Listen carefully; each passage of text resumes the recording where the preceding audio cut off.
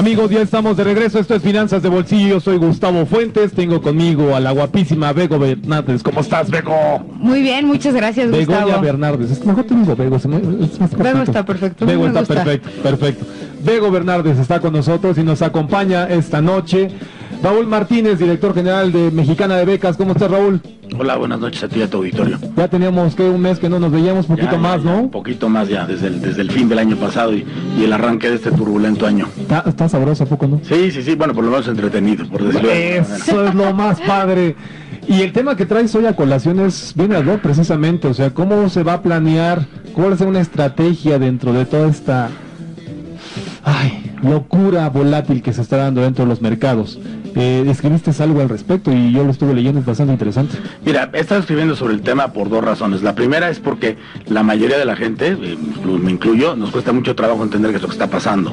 Y lo que hay que entender es que hay un enorme componente conductual en los movimientos de los mercados. Si tú analizas las razones técnicas, por ejemplo, para entender el comportamiento del precio del petróleo, no hay la explicación completa que te explique todo este movimiento, ¿no? O sea, hay un enorme nerviosismo tirando a paranoia de los mercados. Exacto. Entonces, el problema es que cuando tú estás como una persona normal de a pie, como familia, queriendo planear tus finanzas, este tipo de condiciones te hacen mucho ruido. La realidad, y es parte de lo que escribo en la columna, es que te hacen más ruido del que debieran. ¿Por qué? Porque son varias las razones. La primera, pase lo que pase con el tipo de cambio, pase lo que le pase al barril, tú, por ejemplo, como persona, tienes algunas necesidades de planeación futura. Totalmente. Y eso no lo cambia. Totalmente. Yo tengo que prever para mi vejez, si es dentro de 20 años, dentro de 25 años, como algunos que lo quieren planear 5 años antes de que llegue. pero tienen que planear. Pero tienes que planear. O sea, el hecho es que lo tienes que planear. Exacto. Dos, en ocasiones para algunas familias nos genera una enorme presión el tipo de cambio, que sabemos que sí genera una afectación de las finanzas, sí, pero que tampoco somos una empresa importadora como para que nos va a generar una volatilidad impresionante, ¿no? Es eso. Una componente de nuestra canasta como familias sí tiene posiblemente un efecto inflacionario por el tipo de cambio, este famoso pass-through que estamos esperando desde hace 8 meses y que no más no ocurre. Pero en términos generales no tenemos por qué estarnos afectando por condiciones de volatilidad internacional. Tenemos obligaciones claras, tenemos necesidades claras. Entonces, en ese sentido, la recomendación es muy puntual. Es concéntrate en lo que tú puedes controlar. Eso es cierto. Como en cualquier actividad de la vida, si estás enfocado en este concepto que se llama en términos psicológicos locus de control externo, que es buscar todas las explicaciones de afuera, y no hago esto porque de afuera ocurre otra cosa, y el gobierno, en fin, concéntrate en lo que tú puedes cambiar. Y lo que sí podemos las familias meditar y planear con mucha puntualidad son temas de ahorro patrimonial, son temas de previsión de nuestro gasto, que mucho van a contribuir a que, sin importar las condiciones del futuro, nuestra familia tenga bienestar financiero. Es que al final de cuentas, en el día a día tienes que administrar lo que vas a hacer en la semana, en el mes, en el año, dentro de 5 años, dentro de 10 años si voy a comprar casa, no sé, tantas cosas que al final de cuentas no tienen nada que ver de manera directa con lo que están pasando en estos 10 días, en los próximos 15 días. Y de pronto por ese miedo, por ese nerviosismo, te alejas y dejas de tomar oportunidades y decisiones que son importantes y trascendentales para el resto de tu vida. Sí, mira, por ejemplo, yo de repente escucho, hablando temas de planeación y de la necesidad de ahorrar, estás hablando personas del tema del ahorro, de la importancia de ahorrar hoy para temas como la educación de tus hijos. Exacto. Y te hablan de la crisis y dicen, bueno, es que qué tal si pierdo el empleo, pero no lo has perdido. Exacto. O sea, no planees en función de escenarios que no ocurren, ¿ok? En las condiciones actuales es muy distinto el escenario que enfrenta México hoy al que enfrentó en las crisis anteriores, ¿no? Total. Yo lo que les digo a la gente con la que tengo la oportunidad de platicar, a diferencia de este movimiento cambiario que estamos enfrentando hoy, muchas generaciones nuevas no saben lo que es una volatilidad cambiaria que viene de adentro, sí, y que viene de los errores de política económica, de la irresponsabilidad fiscal, de una mala planeación del endeudamiento público, y que te genera además aparejada una enorme inflación. Total. Hoy estamos viviendo un escenario completamente distinto, donde hay una enorme volatilidad con una inflación bajísima. Exacto. Le creamos o no la medición con estas particularidades de la medición. El hecho es que es una medición técnica. Exacto. Que a lo mejor no refleja la canasta de todos. Eso es cierto. Pero es una medida estandarizada a nivel mundial que se utiliza para medir la inflación. Y ese es un hecho puntual. Entonces, hoy estamos enfrentando una condición que, porque luego lo dices, si te quieres decir, es que le quieres echar porras al gobierno. El gobierno cometió cualquier cantidad de tonterías en temas de política económica. Y seguirán cometiendo. Sí, claro. Pero hoy, un componente fundamental de la explicación de la volatilidad viene de afuera. Sí. Entonces, hay que concentrarnos en lo que sí podemos controlar como familias, nuestro gasto, nuestra planeación, y decir, bueno, hoy tengo empleo, hoy puedo ahorrar, hoy puedo controlar mi gasto, hay que prepararme para condiciones que en el futuro, que a lo mejor no son ni siquiera tan favorables para las familias como lo son hoy. Adelante, que es justo lo que platicábamos, ¿no, Gustavo? Hicimos un análisis por ahí. De esta como planificación de tus gastos, porque muchas veces el mexicano tiene la poca costumbre de ahorrar, no existe una cultura del ahorro en México, y existe esa cultura de vivir del crédito y los meses sin intereses, en donde gastas muchísimo más de lo que ganas, y entonces tienes una afectación seria a las familias. Y creo que es muy importante la parte que mencionas de estar informados, porque a pesar de que viene de afuera, es importante comprender qué es lo que está pasando a tu alrededor para tomar las mejores decisiones posibles. En efecto, la información es fundamental. Simplemente me regreso un poco antes para decirte, los mexicanos tenemos autoflagelarnos y pensar que somos los más malos en todo. Sí. En estadísticas de ahorro, estamos igual que Noruega, O sea, países que pensaríamos que están en mejores condiciones de planeación del ahorro, tampoco están tan bien. O sea, la naturaleza humana es la que nos lleva a no ahorrar, ¿no? Si le crees, no habría por qué no hacerlo a los estudios de economía conductual, que es mi especialidad, y a esta idea de Daniel Kahneman de un cerebro más primitivo que te lleva a los impulsos de corto plazo. Los seres humanos estamos diseñados para responder a nuestros impulsos de más corto plazo. Sí, claro. La planeación del futuro es algo que, pues, la evolución cuando nos hizo vivir más de 35 años de esperanza de vida, pues ya no nos funciona tan bien. Pero esa, ¿no? Pues sí, cuando te comía un tigre a mitad de la estepa africana a los 20 años, pues no tenías que preocuparte por el futuro y podías responder a tus impulsos de corto plazo. Claro. Hoy hay muchos estudios que muestran que precisamente en niños, por ejemplo, que se estudia este estudio clásico del bombón, que te lo dejo y me voy, y si 15 minutos no te lo comes te doy otro bombón. Estos estudios que se han hecho a lo largo de 15, 20 años, demuestran que esos niños que no se comían el bombón, que representan como el 10% de la población, hoy de grandes son capaces de planear sus finanzas, porque son capaces de posponer la gratificación de corto plazo. Exacto. Es que como dices, es muy importante, o sea, por ejemplo, es muy difícil medir la gratificación que te da hoy, ¿no? O sea, como el costo-beneficio a lo largo de tu vida, porque el que te compres un coche hoy te da muchísimo más beneficio a que el día de mañana tú digas voy a pagar la universidad de mis hijos, que igual y ahorita todavía no los tengo, o están chiquitos y no lo ves tan cercano. Entonces es muy difícil como poder medir eso en un periodo largo de tiempo, y es lo que nos cuesta, si me incluyo, ahorrar a todos los seres humanos, ¿no? No solo a los mexicanos. Así es, y no tiene que ver necesariamente con un tema de información. Yo hago una confesión aquí al aire. Eso. Yo aprendí estos temas de economía conductual porque quería explicarme por qué, sabiendo tanto de finanzas y de economía, hacía tantas estupideces con mi vida personal financiera. Entonces aprendí entre estos temas, y aprendes cómo puedes empezar a automanipular tu conducta financiera. Hoy hay muchos estudios que dicen que puedes empujar la conducta de ciertas formas. Uno de los temas que tú señalas es esto, que le damos más peso al corto plazo que al largo plazo. Yo lo ejemplifico pensando que cuando eres un niño muy pequeño y sales al jardín la primera vez y ves un árbol, un roble gigantesco a lo lejos, y ves una plantita, tú no sabes lo que es la perspectiva. Claro. Y ves la planta más grande que el árbol. Claro. En términos de grande aprendes que es perspectiva y que lo de allá es más grande. En términos de finanzas nos pasa eso todo el tiempo, nadie nos explica la perspectiva del tiempo. Yo no entiendo que ese árbol que veo muy chiquito hoy, está a lo lejos, es mi retiro, es la educación de mis hijos. Y veo la plantita aquí cerca y es comprarme un coche nuevo, irme de vacaciones. Esto ayuda, se ha demostrado, si aprendes a manipular mucho las emociones, porque hay gente que cree que decidir con emociones es incorrecto, y muchos estudios muestran que en personas que se les daña la zona del cerebro de las emociones, no saben decidir, porque la emoción es un factor que impulsa la decisión final. Si no tienes emociones, te quedas analizando alternativas y nunca puedes decidir. Entonces, en ese sentido, por ejemplo, yo a algunas personas les digo, a ver, piensa cuál es el peor escenario y trata de poner en este escenario si no haces lo que hoy debes hacer, si no planeas tu retiro, si no planeas, quieres vivir una vida en tu tercera edad de absoluta precariedad. Hoy lo vemos en los... Y lo dijiste de una manera elegante, precariedad, yo lo diría de otra forma. Hoy lo vemos desafortunadamente porque este país no ha creado los empleos y no ha creado las condiciones adecuadas para la generación de riqueza en las familias, pero hoy vas a un supermercado en las tardes y ves a personas de la tercera edad acomodándote las bolsas porque no pudieron, o este país no creó las condiciones para prever su retiro. Entonces les digo a las personas, vete en tu peor escenario,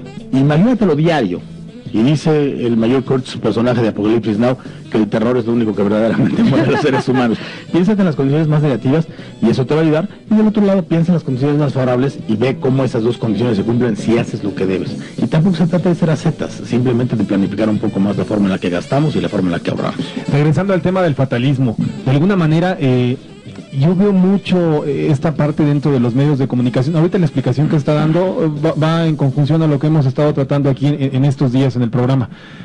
veo mucho esta parte del fatalismo, no sé si solamente para vender una nota o para no le encuentro todavía la parte del contexto. Si de alguna manera nutrimos con mejor información a las personas, creo que van a tomar mejores decisiones en el mediano, en el largo y en el corto plazo. Lo que tú acabas de mencionar, sí, el terror sí te lleva a tomar decisiones, pero ¿cuántas de esas decisiones, si no están bien orientadas, te van a generar una serie de problemas brutales, ¿no?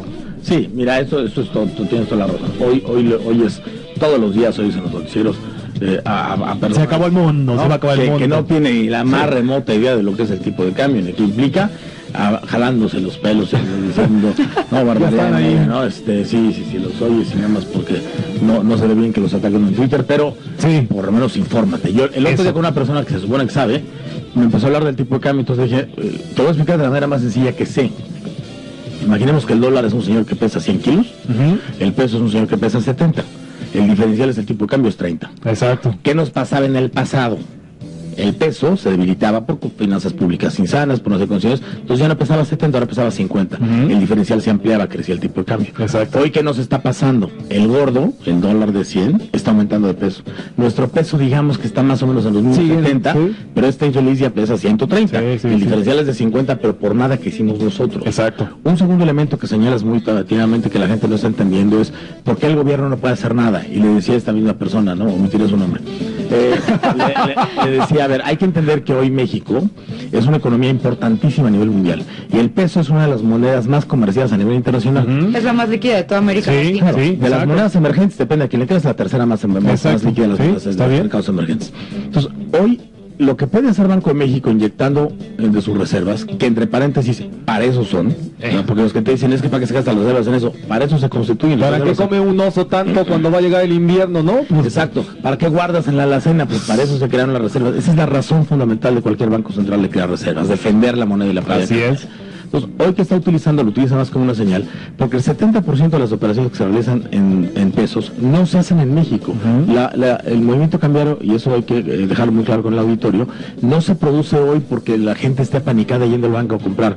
Se produce porque en esta volatilidad, algún gran fondo de inversión a nivel mundial está comprando dólares porque se cubre con eso en la posición cambiaria. Entonces, de repente en la noche, pues en Asia, alguien compró, hizo una operación de 800 millones de dólares en pesos para cubrirse del tema de volatilidad cambiaria, y eso nos está afectando a la volatilidad en México.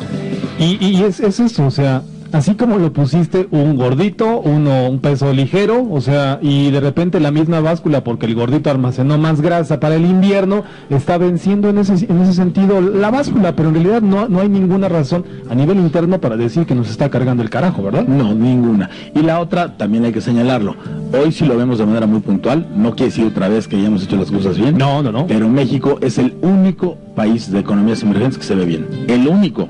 No hay ningún país en condiciones similares. Cuando de repente oyes hablar a gente que te habla de América Latina y dice, a ver, ¿dónde están sus milagros? ¿No? ¿Dónde está el milagro argentino, el milagro brasileño, ¿no? Por favor. De repente alguien que me decía, bueno, es que a lo mejor la economía de Perú, con el debido respeto a la economía de Perú, chiquita, es muy pequeña. Sí, claro. O sea, no hay manera que atraiga flujos internacionales como los puede traer México. Hoy México tiene condiciones con estos temas que hay que cuidar, del crecimiento de la deuda, pero es una economía que tiene fundamentales muy sólidos y es la única que va a crecer en los siguientes años. Tenemos una plática interesantísima con Raúl Martínez. Vamos a ir rápidamente un corte y regresamos. ¿Te parece, luego? Vamos un corte y regresamos a Finanzas de Bolsillo.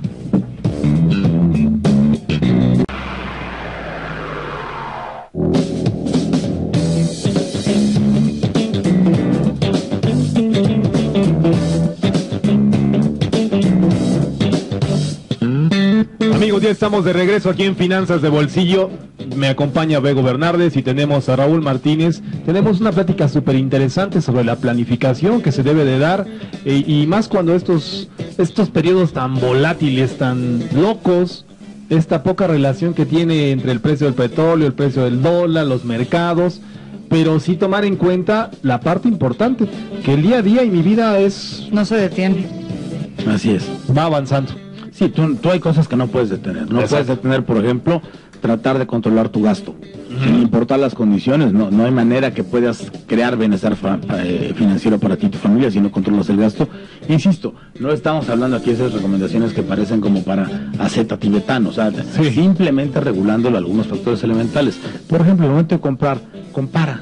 O sea, si tú ejerces tu poder como consumidor, que hoy las redes sociales, internet te permite cualquier cantidad de mecanismos de comparación, te puedes estar generando ahorros de 20-30% en compras significativas en el hogar, claro, simplemente por el hecho de comparar. Exacto. ¿No? Ese es un primer elemento. Un segundo, una mínima planificación de la familia que te permita que tengas gastos programados y que no estés generando permanentemente salidas que no previstas.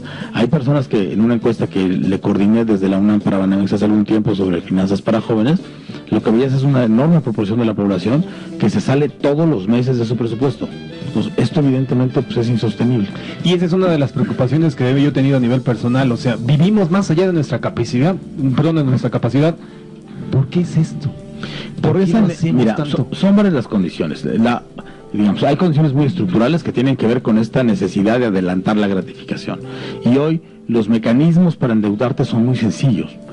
De hecho, si lo ves más coyunturalmente, yo tenía una discusión hace recientemente con una persona que me hablaba de la recuperación del consumo en México. Si tú ves los datos de Walmart, misma tienda, ves los datos de la ANTAD, efectivamente notas una recuperación. Pero si esos los cruzas contra la expedición de plásticos en tarjetas de crédito y el crecimiento del crédito en México, notas como una relación directa. Buena parte de la recuperación del consumo se está dando en las familias, apalancado en deuda y en deuda muy cara de corto plazo en las tarjetas de crédito. Si no lo sabes utilizar, te genera presiones sobre tu propia disponibilidad de gasto brutales, y la mayoría de las veces en México la gente no sabe comparar con qué endeudarse. Así es. Recientemente oí, yo creo que lo dijo en broma, porque oía alguien de la Asociación Mexicana de Bancos que decía que la banca en México presta tasas muy competitivas a nivel internacional. Yo supongo que era una broma. Era sarcástico. No, yo creo que era sarcástico. Pero si tú analizas en promedio una tarjeta de crédito promedio, la tasa que te cobra en el país debe andar rondando los 40-45%. 42%, ¿no? Y no hay premio si pagas puntual, si eres un pagador frecuente, los premios son mínimos. Si una persona utiliza la tarjeta de crédito como una extensión de su disponibilidad, se está generando una presión que le va a matar primero su disponibilidad de ingreso real mensual, sí, claro, y en segundo le va a ir generando una carga que va a afectar cualquier capacidad de planeación futura. Eso es cierto. Ahora, con respecto en el tema de ahorro, ¿por qué no ahorramos los mexicanos? La realidad no sé si tenga que ver una relación directa con nuestra parte del ingreso o porque no tenemos esa disciplina, esta disponibilidad. Yo creo que son tres pies, ¿no? Okay. Lo que muestran los estudios que son tres patas los que rigen, digamos, una sana práctica del ahorro. Una pata tiene que ver con el conocimiento financiero. Okay. Si no sabes lo mínimo, los elementos mínimos, es muy poco probable que puedas entender qué es lo que tienes que hacer. Por ejemplo, si tú no sabes que tienes que ganarle a la inflación cuando ahorras, entonces probablemente estés ahorrando mal. Claro. Estás ahorrando en una cuenta de ahorro normal, lo que te van a dar una Goya, pero te van a pagar una tasa de interés anual de 0.5% anual. Y si te dan una licuadora, bien, ¿no? O te prometen que te van a llevar a ver al Chicharito, no una de esas. Entonces, si no tienes un mínimo conocimiento financiero, no puedes tomar buenas decisiones. Pero ahí el tema interesante es que no necesitas tener tanto conocimiento financiero. Aunque entiendas el efecto de la inflación, entiendas la necesidad de ahora ganarle a la inflación, tengo que ganar, que es una tasa, que no es una tasa, la relación riesgo-rendimiento, que es fundamental. Muchas de las historias de terror de las familias que pierden dinero es porque no entienden que necesariamente a mayor riesgo de rendimiento corresponde a mayor riesgo. Claro. Y se creen estas historias de, es que me hablaron de una empresa que me garantiza un rendimiento del 10% anual con cualquier cantidad de dinero. Oye, si garantizado menos 2.2 y te dicen que te dan el 10, o invierten en Amapola, o es una tranza, ¿no? Sí, y menos garantizado, ¿verdad? Entonces, un tema es la información, de entender los mínimos de información sobre los cuales puedes tomar decisiones. Un segundo elemento fundamental que tiene que ver mucho con la industria de servicios financieros es la disponibilidad de medios. Hay un mercadólogo muy famoso que se llama Rory Sutherland, que dice que el problema del ahorro y el gasto es que lo pone un poco conceptualmente, que las interfaces de gasto son muy sencillas y las interfaces de ahorro son muy complejas. ¿A qué se refiere? Gastar es sencillísimo. Sí. Si yo tengo dinero, me lo quiero gastar, en 5 minutos encuentro que gastármelo. Ahorrar es muy complicado. En lo que yo decido en qué voy a ahorrar, los mecanismos de ahorro. Decía mercadólogo, si cada persona tuviera junto a su cama un botón rojo, gigante, que en la mañana que sepa levantar le diera un golpe y ahorrara 1,000 pesos, o sea, esa sería la mejor interfaz de ahorro, porque sería muy impulsiva, igual que es la compra. Okay. Entonces, la industria de servicios financieros no ha creado mecanismos ágiles y adecuados para el ahorro. No son atractivos, no dan buenos rendimientos. Y un tercer elemento es la formación de hábitos. Si tú tienes mucho conocimiento, pero no vas formando hábitos, es imposible que crees una sana práctica. Y con algún papá algún día hablando de este tema, y en un simposio que dieron un grupo que trabaja en Holanda sobre temas de educación financiera para niños, Decía, yo puedo agarrar a niños y enseñarles videos y libros de natación, y eso no los va a hacer Michael Phelps. Tengo que entrenarlos. Claro. ¿No? Y un papá me decía, es que entrenarlos suena como a perro. No tiene ninguna connotación negativa, las personas las entrenas en los hábitos. Exacto. Si tú a tus hijos desde muy pequeños les entrenas a reservar, a guardar, a no gastar, a no tener impulsos de corto plazo, eso va a ir generando con el tiempo buenos hábitos.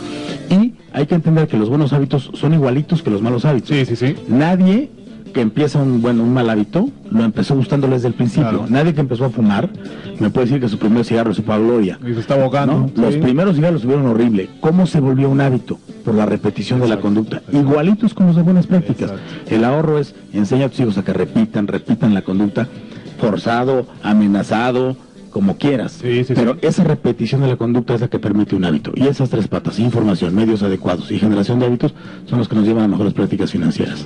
Yo creo que lo que mencionaste es muy importante, de la diferencia, por ejemplo, en cuánto te cobran en tasa de interés por tener una tarjeta de crédito y cuánto te pagan por tener tu dinero en el banco. Es ridícula la brecha que hay entre estas dos, y yo creo que es una de los obstáculos que encuentran los mexicanos al ahorrar, y uno, digamos, lo que hace que estén como gastando de más. Sí, por supuesto, no hay vehículos adecuados. Te voy a hablar de un ejemplo que es muy exitoso y se ha estudiado mucho de estos temas de cómo vincular lo conductual con la orientación de ahorro. En Sudáfrica se dieron cuenta, como en México, por ejemplo, que hace cuenta que las sorteos tipo Melate son muy socorridos, y estadísticamente la gente que más compra boletos de Melate en México son las de menor ingreso. Sí, sí, sí. Entonces, si dicen por ahí que la lotería se le llama el impuesto a los tontos, ¿no? Porque lo pagas sabiendo que tú no vas a ganar nada.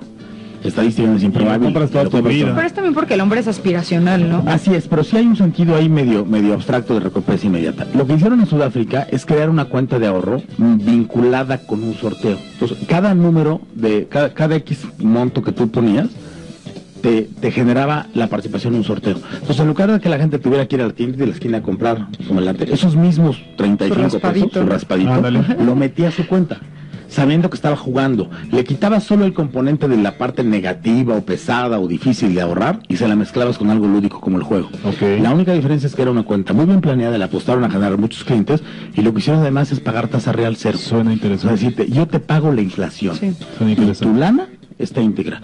Tuvieron, creo que en los primeros 5 meses, crecieron a 500,000 cuentas.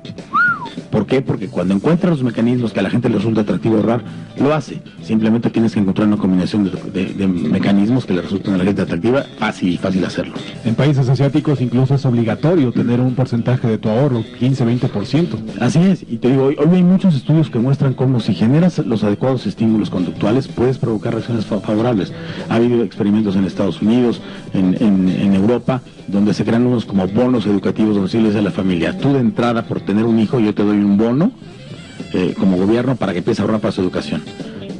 Si lo haces, y yo te lo voy incrementando siempre y cuando tú contribuyas adicionalmente. Claro. Entonces, eso vas provocando una reacción donde en este quid pro quo la familia pone más dinero porque sabe que le van a poner más. Claro. Y es que vas le das generando incentivos. Claro. Y dice Stiglitz que la economía es la ciencia de los incentivos, ¿no? Finalmente hay que reconocer que los seres humanos actuamos en función de incentivos positivos o negativos. Eso es cierto. Y ahora, tropicalizando todo esto para México, ¿qué sugerirías? O sea, esto de la lotería me llamó mucho A mí la también atención, me gusta.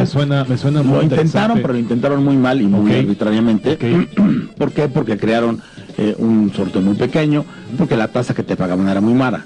Te decía, en Sudáfrica lo que hicieron fue pagar una tasa real cero, es pagarte la inflación. Está bien. ¿No? Que en México hay muy pocos instrumentos de ahorro que te pagan la inflación.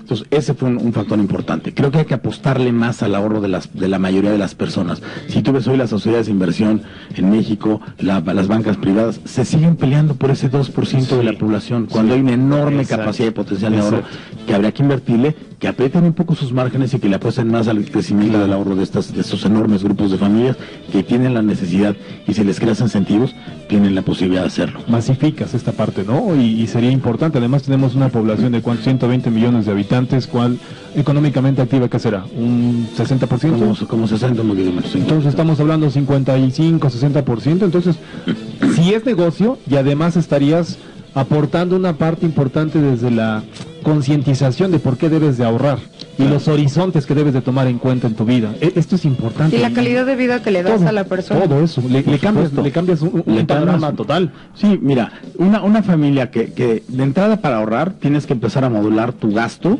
y tu deuda.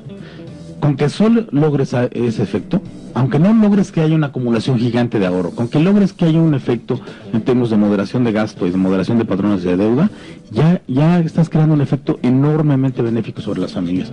Porque parte de lo que destruye hoy el bienestar de las familias es un endeudamiento que no condición de fragilidad financiera, ¿no? Que es un concepto que se está estudiando mucho Banco de México. Estas familias que están en la condición donde esto es un nuevo indicador que se llama ¿cuántos días de la quincena? ¿Cuántos días dura tu quincena? ¿No? Entonces, y luego dice, no, me dura, ¿qué? Me queda mucho días. mes Sí, después de la quincena, sí, ¿no? claro. Ahorita el indicador anda en promedio en México como 12 días. O sea, tu quincena te dura 12 días. Tienes ahí 3 días de delay, de desfase, que te está provocando necesidad de endeudarte. Total. Si tú aprendes a modular tu consumo, insisto, de una manera simplemente prudente, comparando, en fin, eso te va generando las bases para una mejor estabilidad financiera. ¿Cuáles son los destructores de la estabilidad financiera de las familias? Que en condiciones de precariedad, de ahorro, de endeudamiento, tengan un problema económico médico, tengan un problema de pérdida de empleo, tengan un problema de salud. Cualquiera de estas condiciones que agrave o que afecte sus condiciones de ingreso o que genere una nueva carga de salida de recursos, destruye la estabilidad financiera de las familias y la destruye en plazos muy largos. Sí, justo el libro que te comentaba que estaba leyendo de Stiglitz, que habla de la desigualdad económica en Estados Unidos, dice que la principal razón por las que las familias se declaraban en quiebra era una emergencia médica. Así es. En México tenemos todavía, con todos los asegúnes y todos los problemas que tiene, un soporte de seguridad social bastante amplio. Pero el problema lo estamos presentando en sectores medios. Hoy en sectores medios que no quieren acudir al IMSS, no quieren acudir a la instancia de seguridad social, quieren ser tratados de manera privada, hay un problema de una contingencia médica que genera un problema brutal. Y muchas veces no te levantas, ¿eh? No, sobre todo si piensas en enfermedades crónico-degenerativas asociadas al crecimiento de las edades. Sí, porque claro, no solo la enfermedad, sino el tratamiento posterior. Por supuesto. Hoy te podría decir, por ejemplo, que en caso de un cáncer, si te lo tratas de forma privada, una sesión de quimioterapia te debe costar el orden de 80,000 pesos. Sí, claro. Y son normalmente 14, 15 sesiones de quimioterapia.